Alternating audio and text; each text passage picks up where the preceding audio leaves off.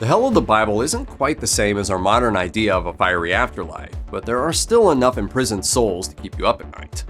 Even though it sometimes gets translated as hell, Sheol is best understood to mean the grave. It's referenced in Genesis chapter 37 or the realm of the dead below in Deuteronomy 32. Mentioned 66 times in the Old Testament, Sheol has informed our modern vision of hell, even though the Hebrew Bible has no firm conception of an afterlife. Sheol was envisioned as a kind of dark, shadowy realm under the surface of Earth. It's not hard to see how this heritage influenced the evolution of hell over time, especially since Christianity grew from Judaism. Sheol is still eerie in its own right, especially because Hebrew writers tended to describe it in dire and terrifying ways. As the second book of Samuel chapter 22 says, "The cords of the grave coiled around me, the snares of death confronted me." According to Psalm 18, "As one plows and breaks up the earth, so our bones have been scattered at the mouth of the grave." In these passages, Sheol sounds like a physical place, but other passages, like the first book of Samuel chapter 28, imply that it's instead populated by intangible beings. This vagueness and the lack of certainty it implies about life after death are perhaps the most frightening aspects of Sheol. Gehenna offers some familiar elements of our modern conception of hell in the form of suffering and purification by fire. Gehenna is actually a real geographical place, specifically the Valley of Hinnom, a little bit west of Jerusalem between the Old City and Mount Zion. In the Old Testament, Hinnom was where the Canaanite worshippers of the god Moloch engaged in child sacrifice by fire. When New Testament writers referenced Gehenna, they had this shared history in mind. They used it as a shorthand for the damnation and hellfire that follows defiance of God's ways. As the Gospel of Matthew chapter 18 puts it, "It is better for you to enter life maimed or crippled than to have 2 hands or 2 feet and be thrown into eternal fire." Fire!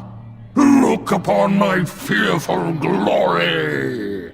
Meanwhile, James chapter 5 says, "The tongue also is a fire. It corrupts the whole body, sets the whole course of one's life on fire, and is itself set on fire by hell."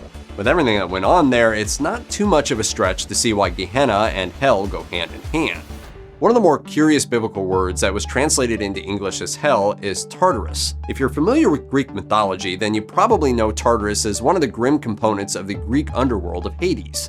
A bit like the aforementioned Sheol, Tartarus didn't start as the realm of the dead, but instead as a deep subterranean prison for the Titans when the gods of Olympus overthrew them. It's basically a pit opposite to the sky. This is the tradition that New Testament writers were likely drawing on when they referenced Tartarus to describe their new religion. They went one step further, though, as they equated the Greek Titans to fallen heavenly angels, with Tartarus being the holding cell where they'd wait for the much-anticipated end of days. As the second epistle of Peter chapter 2 reads, "For if God did not spare angels when they sinned, but sent them to hell, putting them in chains of darkness to be held for judgment." Essentially, Tartarus is an aimless land of limbo, which for some might be more torturous than outright torture. But good news, for us at least, it's not for humans.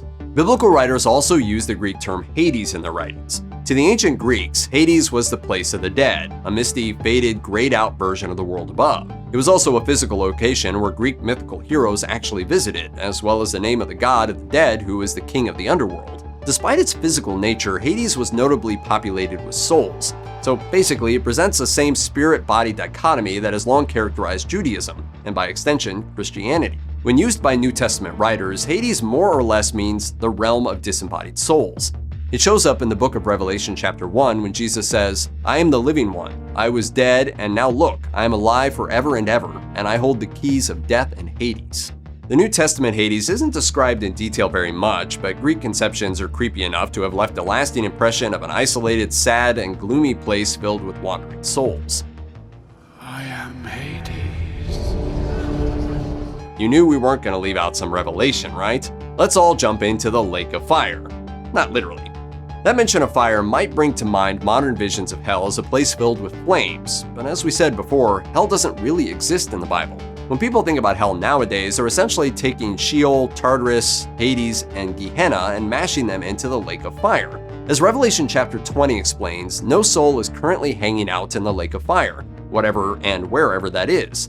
As a familiar Christian tale goes, Jesus will come back to earth, judge people, and toss unbelievers into the lake of fire. This is the second death, the permanent destruction that frames other afterlives as temporary waiting rooms. Revelation 20 even says that Hades itself, the place of the disembodied dead, will be tossed into the lake of fire, presumably because it will no longer be needed. But despite fire being associated with physical pain, burning, and agony, its connection with modern hell isn't quite so clear-cut. The second epistle to Thessalonians chapter 1 describes existence in the lake of fire as shut out from the presence of the Lord. Whatever that means is left up to the imagination of the reader.